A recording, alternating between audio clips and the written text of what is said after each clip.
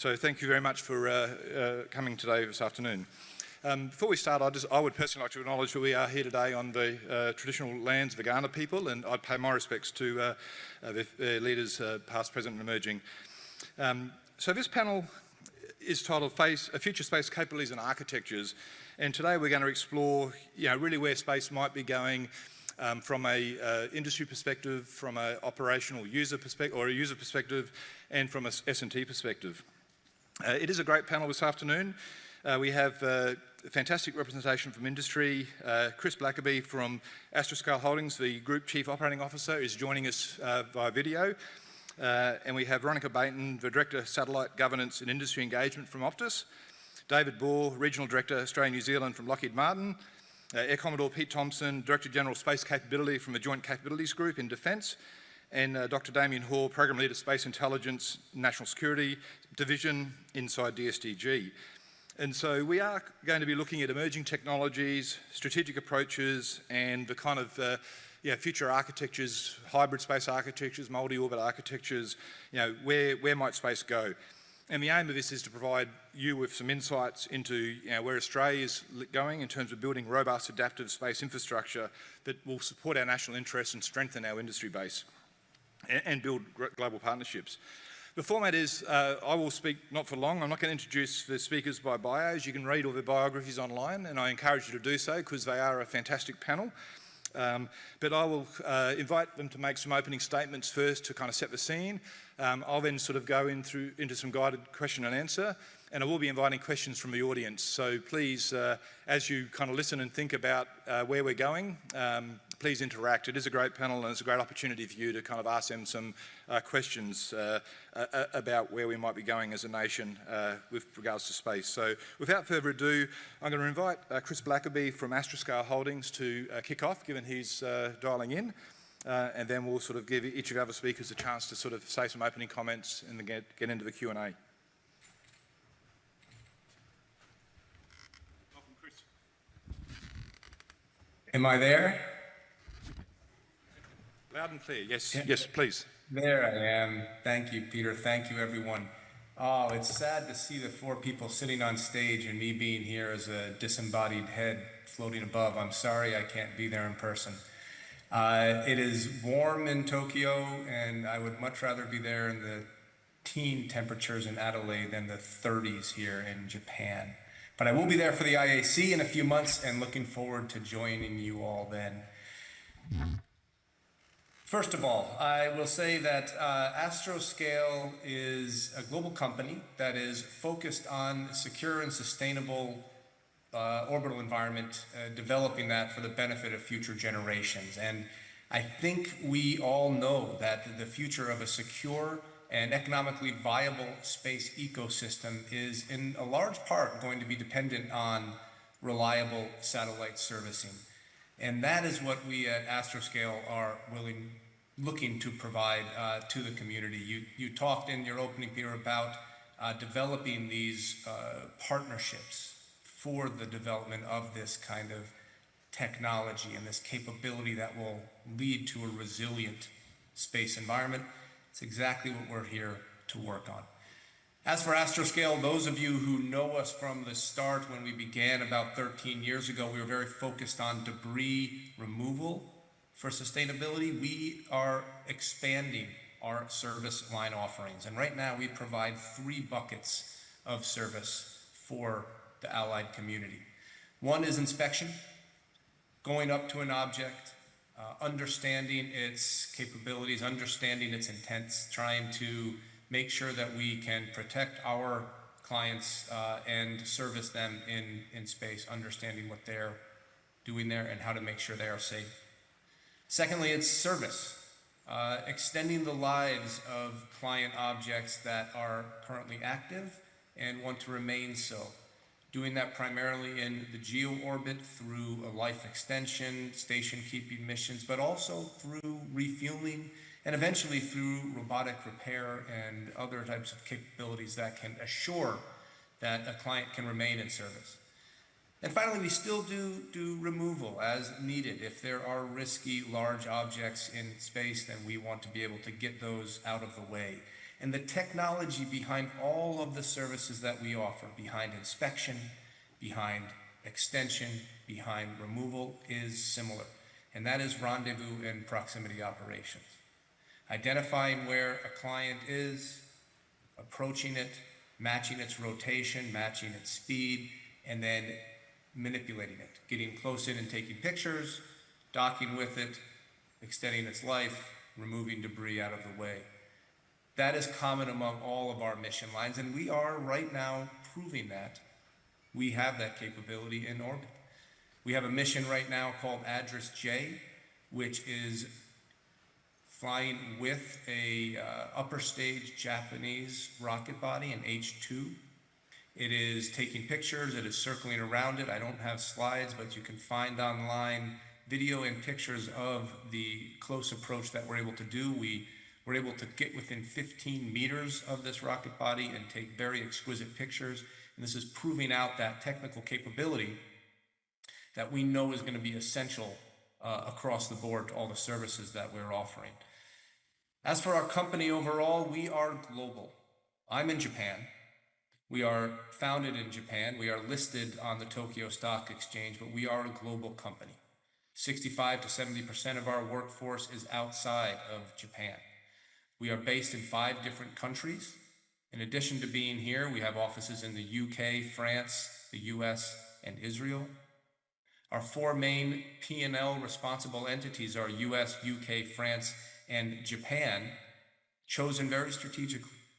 We are in allied countries, and we are focused on providing services for allied partners and developing global partnerships. We know that sovereign capabilities are essential for our primary customers, who are governments, defense, and civil, but we also know that there needs to be bi- and multilateral coordination to make sure we counter common threats, to make sure we develop globally an orbital economy that is going to be beneficial to current and future generations. And that's what we're focused on. And we are focused on working with Australia. We are members of SIAA. I was at this conference last year, and I look forward to continuing to work together with Australian partners as we have been doing over the last several years. I'll close by saying that the bottom line is we all hear about the importance of a secure orbital ecosystem. We all hear about the viability of a $2 to $3 trillion space economy. None of that is going to be possible without a reliable satellite servicing infrastructure, and that is what we're here to provide. So thank you very much. I look forward to hearing fellow panelists' remarks and having a good conversation. Thanks.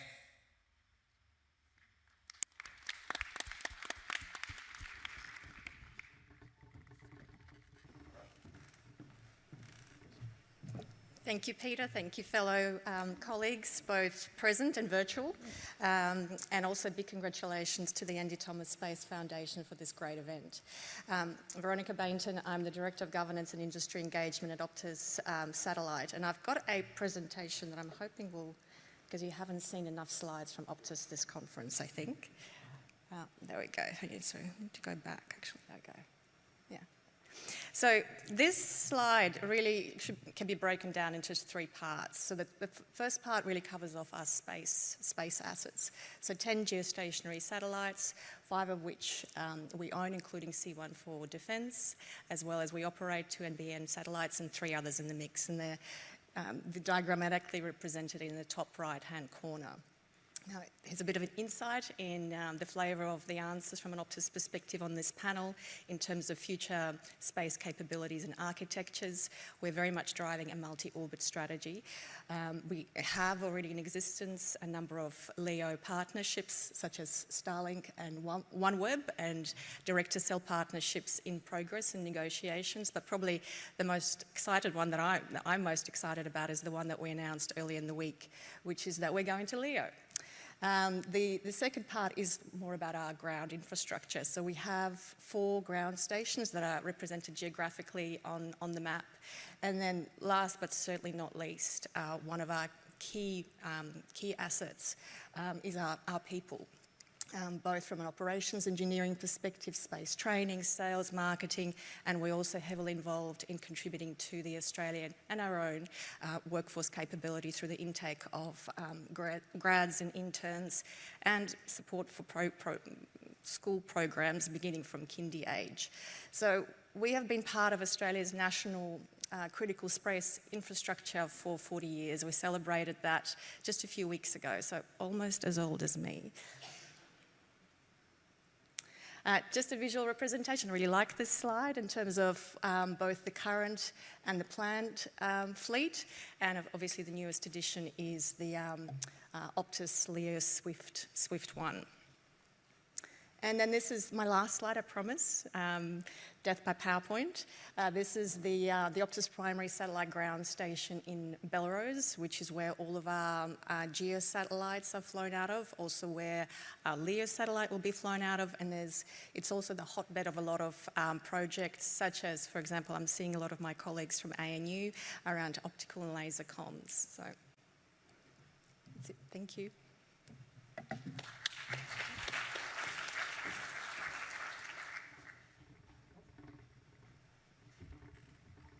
Afternoon, ladies and gents. Thank you for staying for the last session. Really appreciate it. David Ball, Regional Director, Australia, New Zealand for Lockheed Martin Space. Just a few words about Lockheed Martin. Obviously, in the space area of our company, we're about 20,000 strong out of 120,000 workforce total in the US and around the world. In the space area, we do a number of capabilities from the GPS satellites we all use today, GPS-3. We just finished manufacturing those, and we now started on the GPS-3F series. We've been to Mars with NASA on every single one of their missions over the last 50 years for the deep space exploration capabilities. We do high-end military protected communication systems, a lot of ground sustainment, weather satellites, and so forth. We have a variety of buses that we provide to our customers. We purchased Terran Orbital last year, and that enables us to look at the SmartSat capabilities. Obviously, US Space Force is a significant customer for us in the US. Globally, we deal with a number of countries from the European front, Middle East, and also the Americas, as well as Australia and New Zealand. Closer to home in Australia, we're very proud of the work we do supporting the Australian Defence Force with the air platforms, C-130J and F-35. We're bringing Black Hawk back to Army now, a number of aircraft operational already, Seahawk for Navy. On the space side of the house, we do work on the commercial front with some of our commercial clients, some work with defence in geospatial intelligence and other areas, and also in the civil space, which is a real banner for us, the SouthPan contract, which we have with Geoscience Australia. It's also being done in conjunction with the New Zealand government. There's a government-to-government agreement with the two nations. So we're very pleased to announce this morning that the completion of the critical design review phase for SouthPan. SouthPan is a GPS augmentation system which will improve the accuracy of GPS down to 10 centimetres across Australia and New Zealand and the waters in between. But more importantly, in the main business case, is put an integrity bound around the GPS signal so that you really know where you are in a certain box, horizontally and vertically. And the intent of that is around safety of life for aviation. Sydney and Melbourne have all the landing aids a pilot could want. The rest of Australia, the rest of New Zealand at the remote strips do not. Think about the regional aircraft trying to get in bad weather into places like Armidale. I ended up in Tamworth instead because the cloud base was too low. Had the SouthPan system been functional in that integral mode, we would have ended up in Armidale to get through the cloud base. We're all flying doctor service. Some of the mining companies put pretty big jets into pretty basic strips as well. So that's coming for us. We're working closely with Geoscience Australia and very pleased to bring that to Australia. And with that, I'll hand over to the next speaker. Thank you.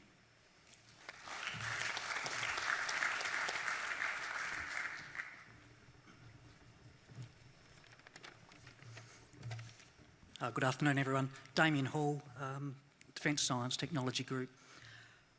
And thanks, Peter, for facilitating this. I know it's a hard job to do, keeping people on track. I'm probably going to speak more from the strategy perspective than the other two areas that Peter mentioned in the introduction. I'll dwell a little bit on the technology areas of DST Group, what we're looking at in the space program, but I'll focus mainly on the strategy areas. Last year I presented at this forum on a panel about accelerating preparedness for the Australian defence space domain, and industry in the wider space innovation ecosystem was the focus then. I'm going to focus on it today as well, even though we're talking about future space capabilities and architectures, but more specifically, I think we're talking about how Australia can build robust and resilient space infrastructure to support national interest. So I've got three main points to discuss in the next few minutes on what I think future space capabilities will depend on, and it's from an innovation science technology perspective at DST Group. These 3 points are how innovation science technology should support space capability development to provide resilience in the future through rapid prototyping and trials, and what the Defence Innovation Science Technology Strategy that was released last year by the Chief Defence Scientist will do to support space capabilities through prototyping and mission-directed activities. And finally, how the implementation of my program at DST Group must be aligned with our key stakeholders' needs to be relevant. And one of them is right up the end there, Pete Thompson. In terms of what resilient future capabilities will look like, we've heard before, I'm sure you've heard before about the space capabilities and underpinning technologies that need to be developed, such as space control for assured access to space and non-kinetic effectors such as electronic warfare, directed energy, mission planning and decision aids, for space domain awareness capabilities, the sensor technologies like bistatic and passive radar, on-orbit space domain awareness, and data fusion capabilities to provide analysis.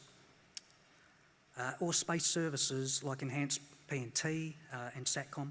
We know a lot of this tech is already in development, and many align with the Australian defence needs. So from my perspective at Defence Science Technology Group, the point here is that those technologies need to be developed in partnership with the Australian space ecosystem and broader international partnerships, because we can't do it all. We all know it's an ever-growing, fiscally austere environment, and the cost of developing space technologies and capabilities is high, both in terms of dollars and people. In 2024, the Defence Innovation Science Technology Strategy was released with 4 objectives. Arguably here, the most important of those would be to grow and leverage the innovation science and technology ecosystem through partnering. And that last objective is particularly important to my space program and the space domain in general. The strategy also provides key lines of effort to deliver innovation, science and technology, and for space capabilities developed in collaboration with the space ecosystem. The most important line of effort there is to ensure that we deliver innovation and advanced technologies in alignment with the needs of our stakeholders, like Joint Capabilities Group. So that is a direction for mission-led innovation activities that deliver timely prototypes and operational concept demonstrations is what we see as critical to delivering technologies that are useful to defence. Those of you that were here last year would have heard me present about the Space IS&T program at DST Group and the 3 projects that I have in the program that focus on short, medium and long-term epochs and deliver across the needs of our stakeholder, which is space control, space service and space domain awareness. Within that program, successfully launching the Buccaneer CubeSat earlier this year is one example of a research project aligned with our strategy. A camera on orbit to potentially be used for space domain awareness and to test autonomous control, and demonstrations of high bandwidth optical communications from space to ground, and into satellite comms to explore advanced SATCOM. The Buccaneer activity is also an example of how partnering with members of the space ecosystem is critical. So Innovor Technologies built the bus and did the integration of our payloads with us, And we had international partners that provided access to the optical communication system on orbit. And we also were able to get a ride-share opportunity to get Buccaneer on orbit through an international arrangement. And on Monday, as was just mentioned before, there was the joint announcement with industry and academia, led by Optus, that shows another example of the ecosystem pulling together and developing advanced capabilities in space, this time advanced SATCOM. So to wrap up, last year I said it was through research collaborations such as direct investments with local industry, academia, SmartSat and other government initiatives like the Trailblazers, where we see the Australian space ecosystem critical to developing prototyping and to demonstrate operational capabilities and concepts for future space capabilities. So nothing's changed this view, and in fact it's now been incorporated as part of the Defence Innovation Science and Technology Strategy. So thanks.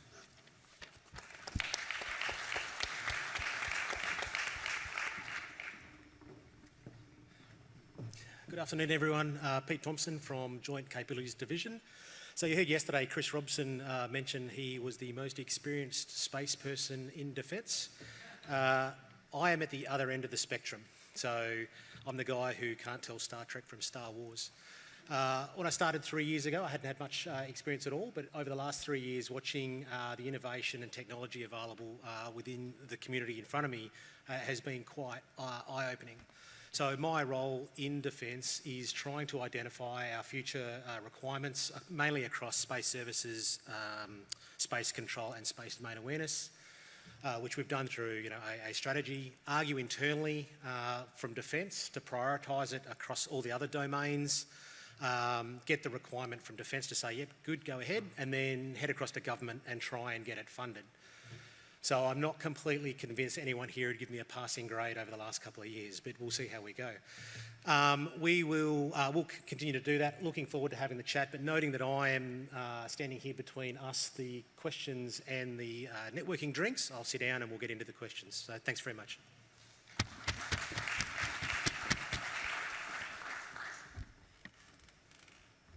Okay, well, thanks for that. So hopefully we get our online visitor back with us as well.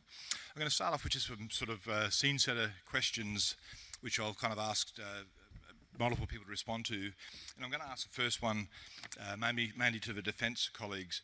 And it's about where we are today. There's a recognition that space is increasingly becoming contested, congested and competitive. And this is not just about warfighting and military stuff. This is about commercial, as we're seeing. But the question I'm asking, looking forward, is where do you see this evolving? Where are the risks and threats likely to move in the future? Is it going to be more of the same? Is it going to be a step change? So how do you see, I guess, that contested, congested, competitive environment of space driving change across future capabilities and architecture? So I'll start with Pete and then maybe Damian and kick in. So in terms of the risks with it, I mean, I don't think it's going to get any less congested or competitive. So there are risks there, obviously, with an incident occurring that takes out great portions of space. So we're becoming ever more reliant on space capabilities. We need to be sure that we actually have a backup plan. So that's one there. Also, in some of the activities that are happening, there's a lot more confidence now in rendezvous proximity operations, so that won't take a lot of issue to have a miscalculation or a misunderstanding that could elevate the tension. But the one that, from a defence perspective, that not concerns me the most, but I'm most interested in is what space control capabilities do we have to assure our constant access or to not deny someone else's. So, and that's just not for defence assets, but from a whole of government perspective, what's our critical assets, or even from a commercial, critical assets that are up there, who's protecting them, and how are we protecting them, and what are we going to do? Where are the red lines? Where's the policy? It's that sort of stuff that I think we need to move forward a bit on to really understand.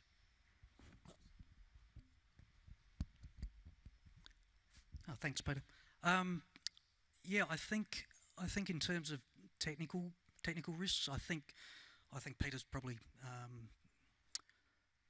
done well to bring up the things about RPOs and the reaction, the ability for us to be able to react. I think they're going to be threats in the future, and I think consequently, I guess it's in terms of mitigating those risks. I think being able to develop, I guess, decision aids, response tools, perhaps and more than likely based on AI ML, so that those reactions can be a lot quicker and automated. I think they're the opportunities that present themselves that need to be developed to mitigate those risks.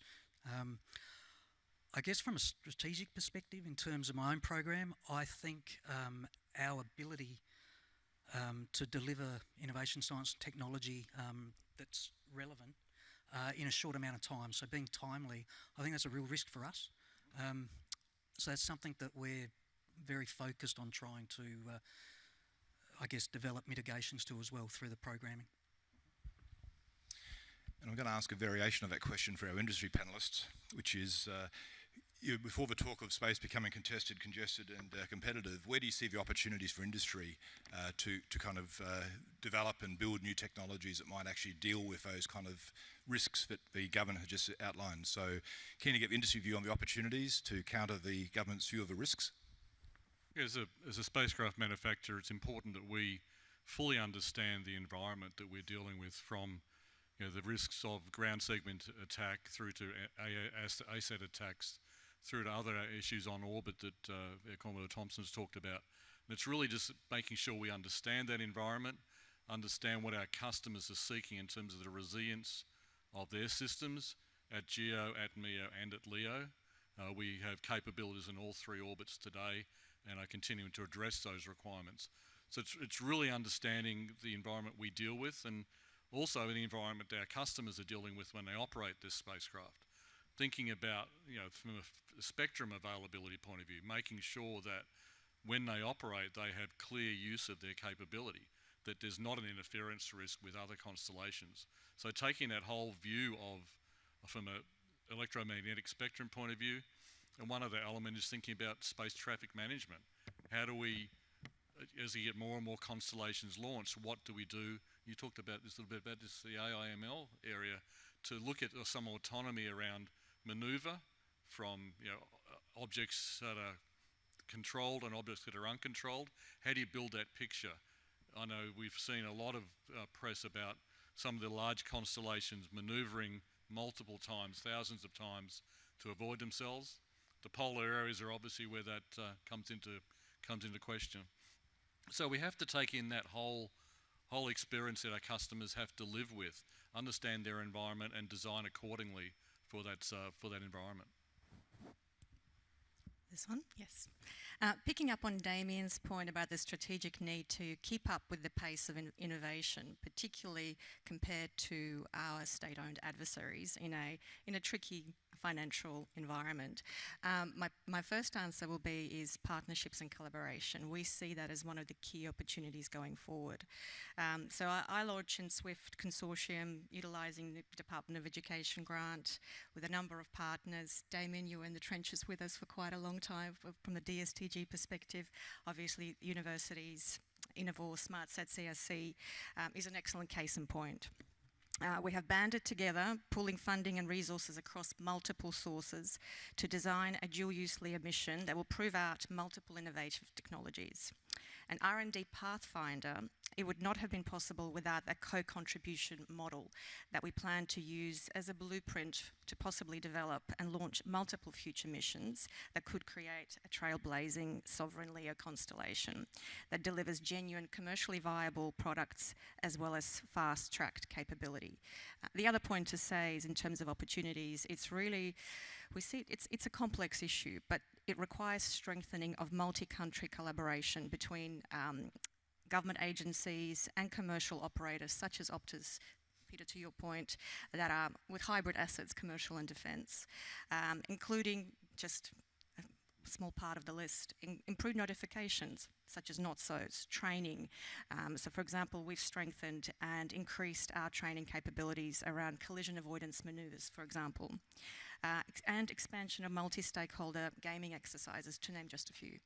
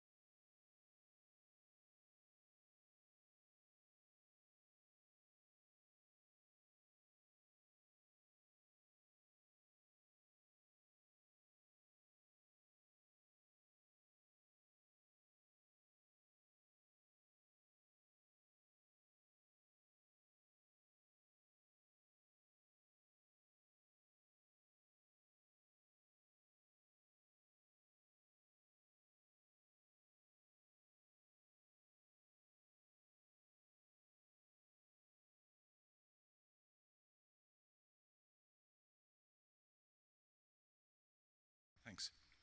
So Veronica, I've got a question for you. Optus has been around for a long, long time. Started in AusSat, been operating as a commercial entity for a long time, serving both commercial and government markets.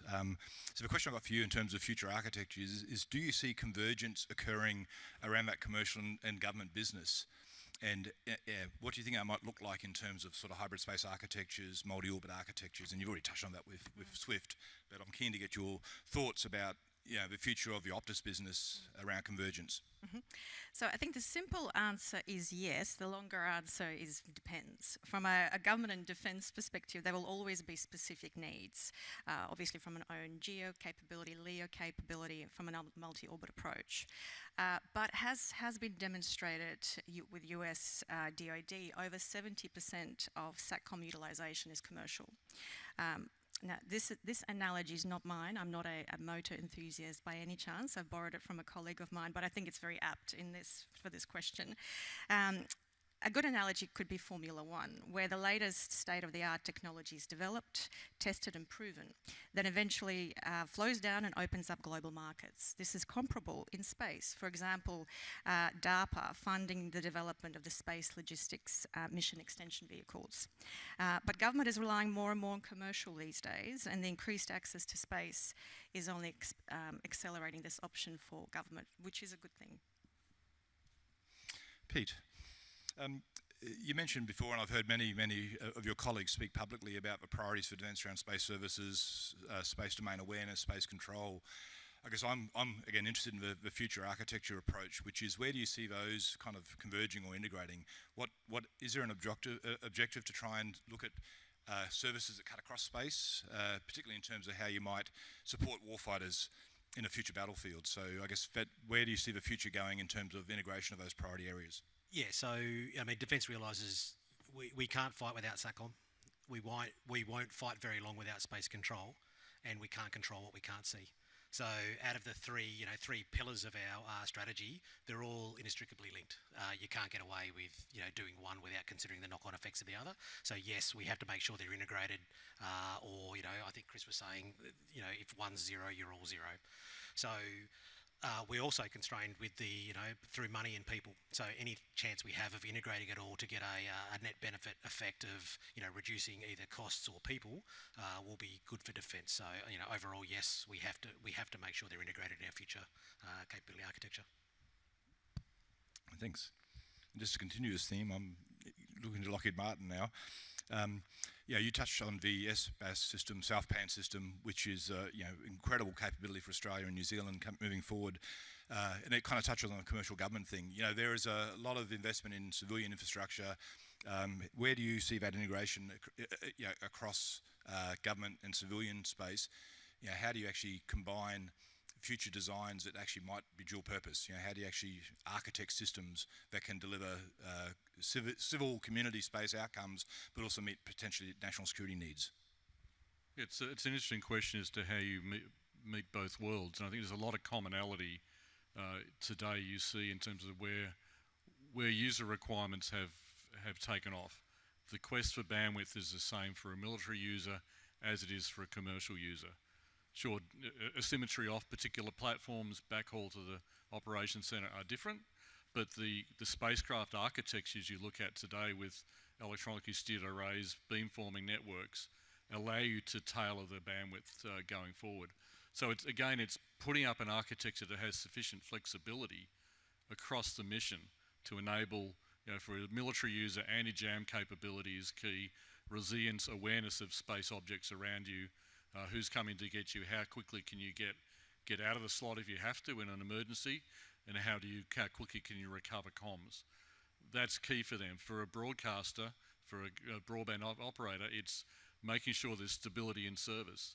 But that throughput requirement is not going to go south.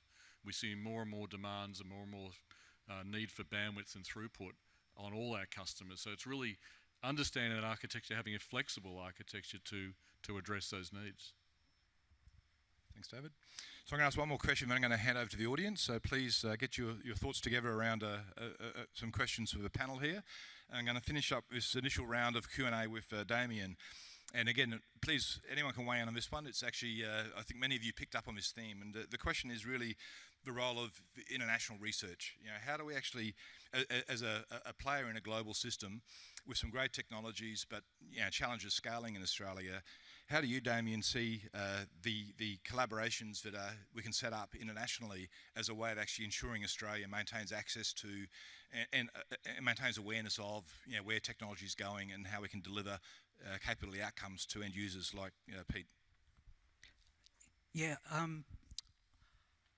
I think it's very important is the short answer, I think. How do I see it? I think in terms of our relationships internationally, government to government, I think DST's role to play there is to maintain those relationships. But as I was, I guess, hinting and talking about earlier, bringing in the broader ecosystem into those relationships is part of our job now. We can manage the government-to-government side, but actually getting some of the work done, I think bringing in academia and industry partners into those activities that are based on those relationships is really important. I guess as an example, we have a multi-eye memorandum of understanding for responsive space, and over the years there are a number of activities under that for S&T to deliver advances in sensor development, some areas of data fusion for space. We've managed to get, as I mentioned earlier, a ride share under that MOU. And there's also policy considerations that are being developed under that MOU. And the outcomes of those we provide back to primarily our clients or stakeholders, but we use them in future activities as well. But we can't do it all, and recently we've been able to, there's been a new activity under that MOU that's been started to look at responsive on-orbit servicing and assembly. And our capacity to contribute to that activity was small, but we've been able to bring in, as you know, some of the activities from the SmartSat CRC. So we've been able to leverage off the investment that was made into the SmartSat originally a few years ago. Now we can leverage the outcomes of some of that work back into that S&T activity, which is actually quite now high TRL. So we can start to explore with our international partners the issues of RPOs, as you mentioned earlier, Pete, and I guess the various technologies that go into understanding how would you actually do an on-orbit service or docking, those sorts of things.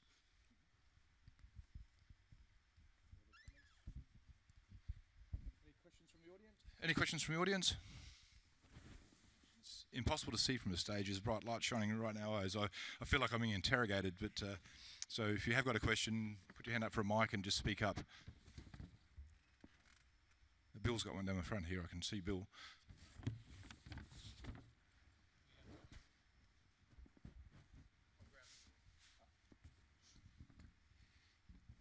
Outstanding, Pete.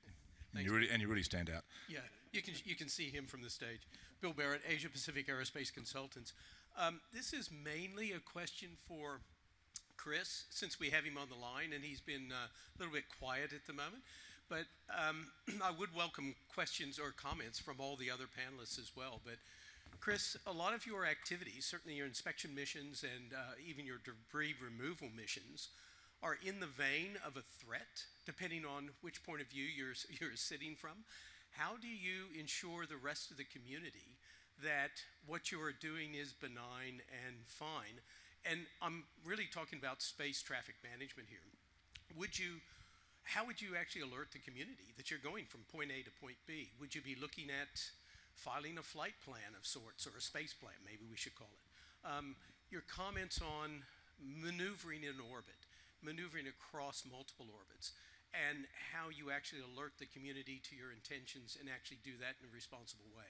And might also throw this to Veronica as well, given the life extension missions that you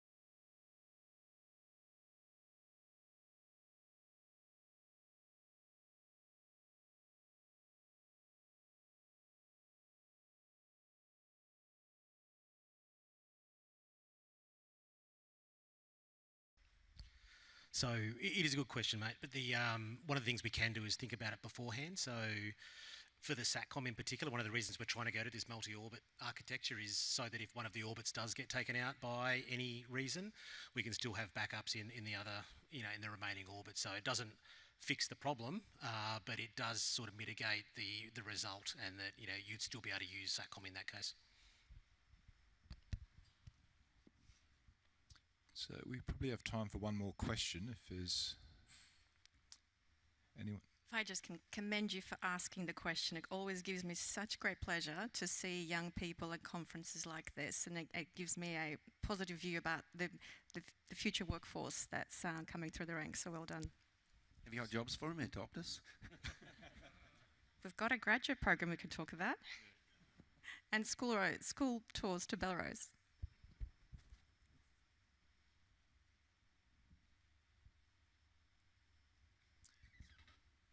So I'm not seeing any hands going up. So I might, I'll take a risk and ask one last question from the moderator, which may take longer than 5 minutes, so I'm hoping I can keep answers short. But one of my pet topics, as you may well know, is around proliferated architectures in space, and there's a big push. The US Space Force through the Space Development Agency, Europe through the IRIS² program, are all spending a lot of money on P-LEO architectures. The question I have for both government and industry is, can Australia catch up or keep up?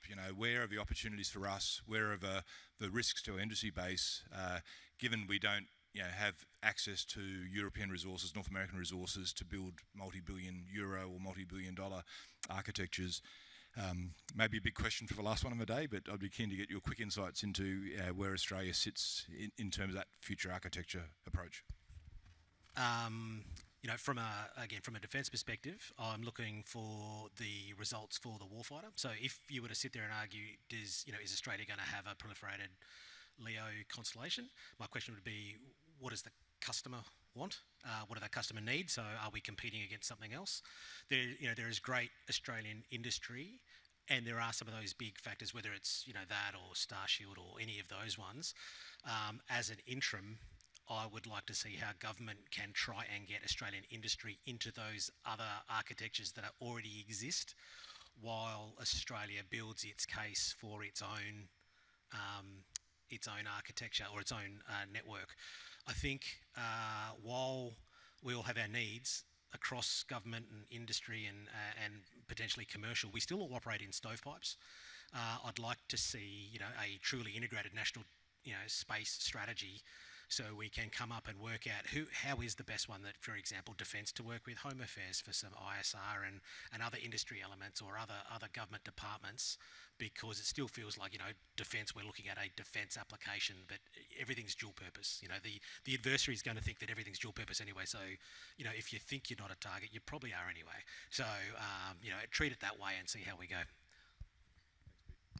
I guess, I guess just to follow on from that, I think, as I said earlier, these mission-led prototyping demonstrations and concept demonstrations, I think that's one avenue, especially from the innovation science technology perspective, where I think the ecosystem itself can be leveraged to, as you say, keep up. I guess by doing those demos and those prototyping, we can try to get the ecosystem in a position where it's caught up. Yeah, I think that, as you noted, those constellations are eye-watering in terms of the total bill. Australia playing a part, I think, from a Lockheed Martin perspective as a manufacturer, my quest is to take more Australian companies into our supply chain. We've done that very effectively around programs such as F-35. There's 50 Australian companies in the F-35 supply chain. It's north of $3 billion of exports to date. The challenge is, how do we increase international participation? We have a lot of supply chain in the US, a lot of fragility in the supply chain in various areas as well. So it's finding areas of uniqueness where Australia can provide great viable capability, and there's excellent companies in this room who are doing that and are building those capabilities. How do we help them get into the supply chain to be part of those constellations? We don't have to own it, but we can be part of it and contribute to it. From my perspective, it's an excellent question to finish on because it brings me right back to Swift and I launch in the sense that we believe that we can keep up. And Australia, to your point, David, it's a much smaller scale compared to Europe and US. So we believe that the Swift program can be used, can be scaled up with bolting on new partners, potentially and hopefully more primes, SMEs, universities, both domestically and internationally. So we do believe that there is opportunity to have a dual use hybrid architecture.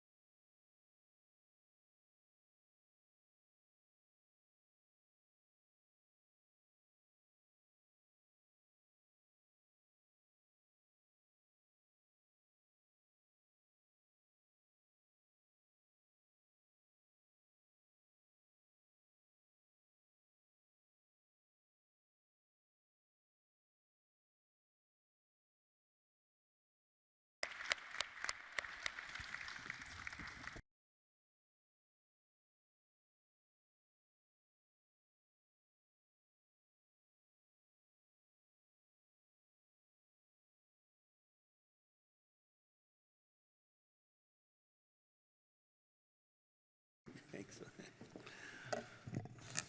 Wow, fantastic to see. We've got great numbers here. I'm not sure whether it was because it's an amazing panel we had on the future of space or it's beer coming up soon. But yeah, no, I've got a bunch of thank yous. This has been an amazing event for us. We've had a hard-working team to bring this together, and I've had some amazing feedback so far. I'd like to I've only got a few hundred people to thank. But yeah, first I'd like to thank our content planning team who helped pull this together. And that was made up of a number of members from the Andy Thomas Space Foundation, so myself, Darcy, and virtually our entire board participated. So Andy Cronius, Julie DeRossi, Kath Roberts. We had a Space Agency rep, Tom Lewis, who's been fantastic in digging into a lot of the relationships the agency have, and Campbell Pegg from SASIC as well. They've been equally supportive. And of course, Michael Davis, our chair. So thanks again to the entire Content Planning Committee and board, and I hope you guys were happy with what we brought to you for this particular event. Also, a special shout out to our international guests. I knew it was going to be tough this year with IAC and Avalon, so we had fantastic support from a US DOD, our Defence Innovation Unit, NASA and JAXA supporting our conference. From the Australian ecosystem, it was massive. We had a huge cross-section of leaders and specialists from government, industry, big and small, federal and state governments, academia.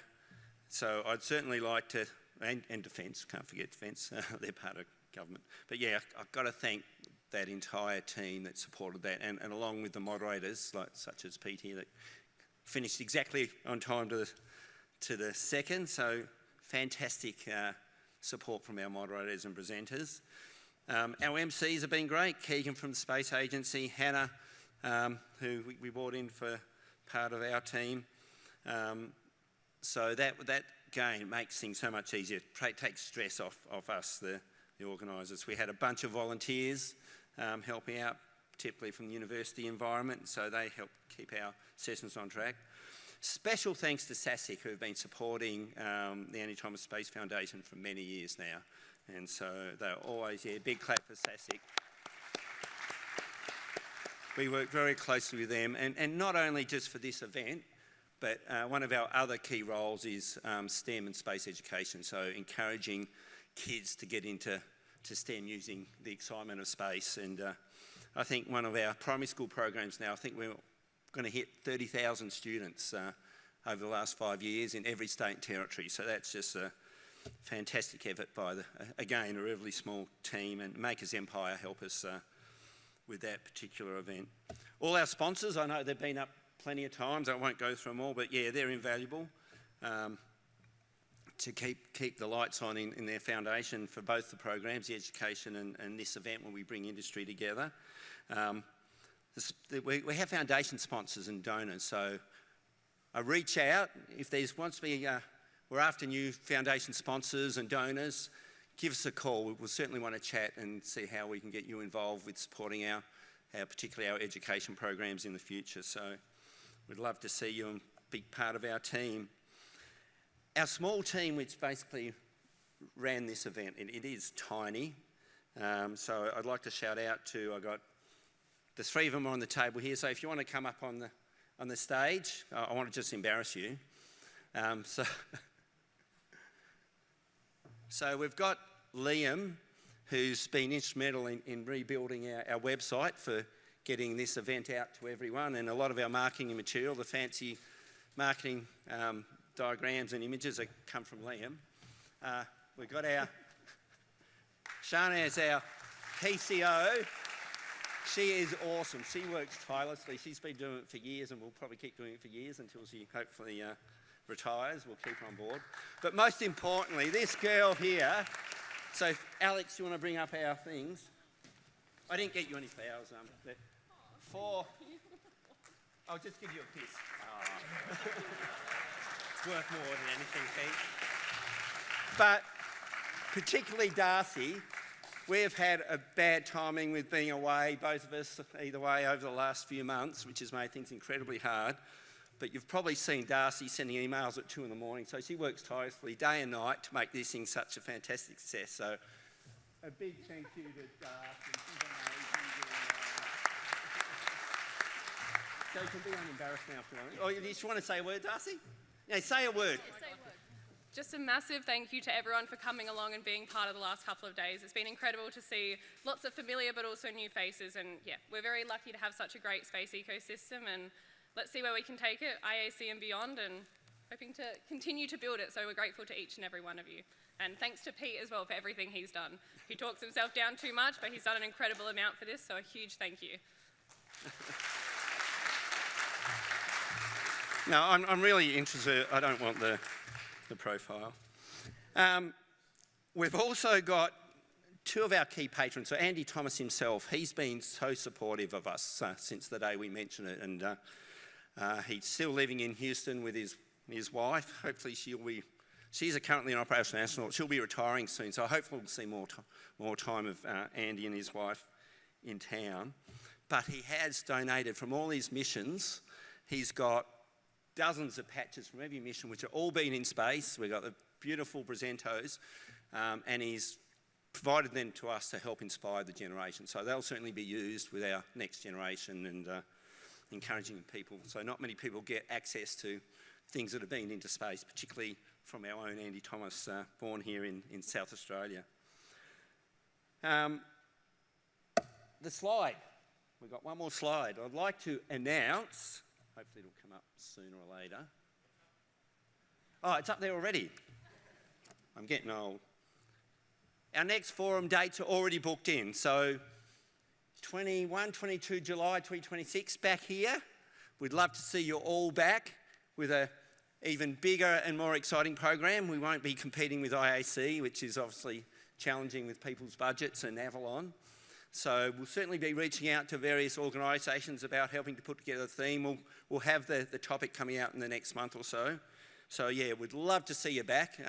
You're a fantastic audience, and thank you all for attending this event. And hopefully we'll probably see a bunch of you in IAC anyway, supporting our ecosystem. It's another important activity that we really need to take advantage of when we got the whole world at our doorstep.